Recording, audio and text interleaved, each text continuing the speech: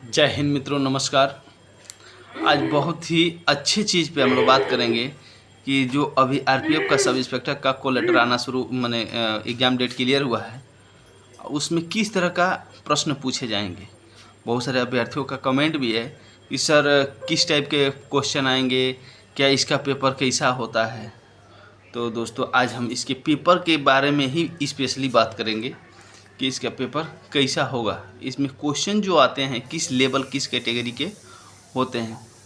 तो देखिए लास्ट में बताएंगे क्या होगा क्या नहीं होगा। देखिए सबसे पहले कि अगर जो आपको कोई भी मैथ का क्वेश्चन हल करने का तरीका पता है, फार्मूला पता है, तब तो कोई भी क्वेश्चन आएगा आपको हल्का ही लगेगा। अगर नहीं पता है तो आपको एकदम बेसिक क्वेश्चन भी जो आएगा ना वो भी आपको हार्ड लगेगा। तो इसको क्या कहा जाएगा कि क्या आप कि आरपीएफ का पेपर हार्ड आता है ना लो आता है, किस लेवल का होता है? लेवल वही होता है, लेकिन आपकी जानकारी और तैयारी के ऊपर डिपेंड करता है। अगर जो आपने अच्छी तैयारी कर ली है, बेसिक तैयारी अच्छा है आपका और लॉन्ग तैयारी यानी कि जड़ से लेके ऊपर तक जो जिसकी तैयारी अच्छी है, मैंने हर प्रकार के क्वेश्चन को हल करने का तरीका सीखा हुआ है, तो उसके लिए पेपर आसान हो जाता है, समय भी बचता है, भरपूर समय है। जिसको क्वेश्चन हल करने का ढंग नहीं है उसके लिए समय भी शॉर्ट हो जाता है और क्वेश्चन पेपर बहुत हाई लेवल का हो जाता है। लोग बोलता है बड़ी बहुत हाई लेवल की इसके ऊपर से गुजर रहा था।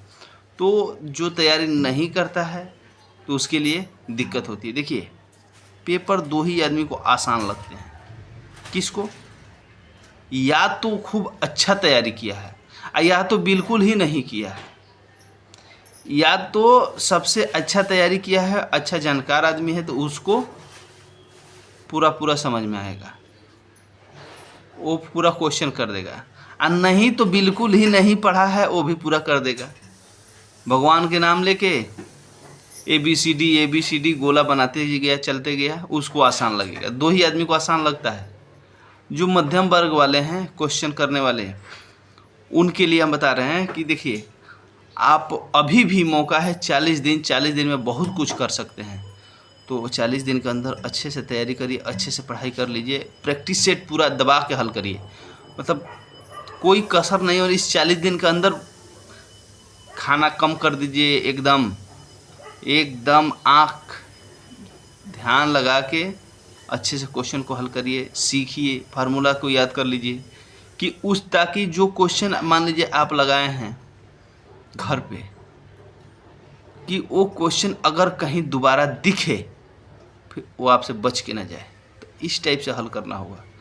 सबसे पहली बात कि मैथ का 12-13 ही चैप्टर हैं, तो हर चैप्टर के बेसिक फार्मूला, बेसिक से हल करने का तरीका अगर आपको पता है तो फिर आपको दिक्कत क्या होगी? कुछ नहीं।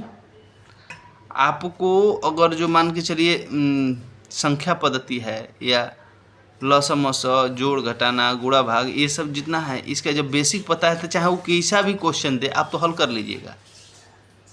तो इसीलिए बोल रहे हैं कि आप अपना बेसिक को मजबूत रख लीजिए ताकि आप अगला जो भी क्वेश्चन आएगा उस टाइप का आएगा तो हल कर सकते हैं। अब रही बात आपका ये पेपर का लेवल, तो देखिए भाई साहब पेपर के लेवल बहुत हाई लेवल का नहीं आता है, आपका बेसिक लेवल ही पूछी जाती है।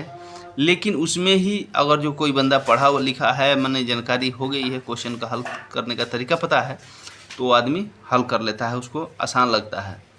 और जो नहीं पढ़ा लिखा रहता है, नहीं तैयारी किया रहता है, उसके लिए लेवल बहुत हाई हो जाता है।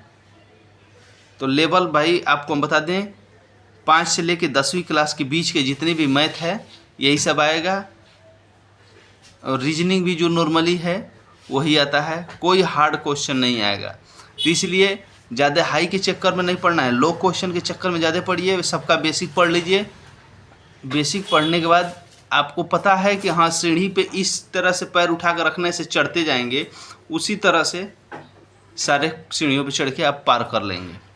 तो सबसे पहले आपकी बेसिक मजबूती होनी चाहिए और प्रैक्टिस सेट को हल करते हैं, ताकि प्रैक्टिस सेट में बहुत प्रकार के क्वेश्चन दिए रहते हैं। प्रैक्टिस सेट हल करने वाले सफल हो जाते हैं। आखिर क्यों? कारण ये है कि प्रैक्टिस सेट हल करेंगे। हम कल ही अपने एक वीडियो में बताए थे कि प्रैक्टिस सेट जो और जो आप हल कर रहे हैं उस क्वेश्चन में मान लीजिए 120 क्वेश्चन में 100 अगर जो 80 क्वेश्चन आपको आ रहा है फिर भी आपको 40 क्वेश्चन बच गया, तो उस 40 क्वेश्चन को आप छोड़ देते हैं।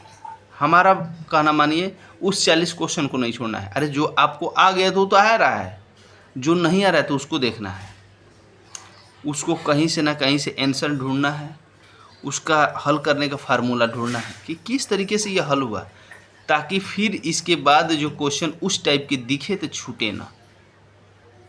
तो दोस्तों आप लोग ऐसा ही मेहनत करते रहें। और हमारे एक भाई ने भी मैसेज किया था कि सर मेरा मैथ बहुत ख़राब होते जा रहा है। तो भाई मैथ ख़राब करने की ज़रूरत नहीं है, आप अच्छे से तैयारी करिए और कोई अच्छा गुरु ढूंढिए वहीं पे। अभी 40 दिन का समय है, 40 दिन में भी बहुत कुछ हो सकता है। तैयारी करते रहिए। जय हिंद।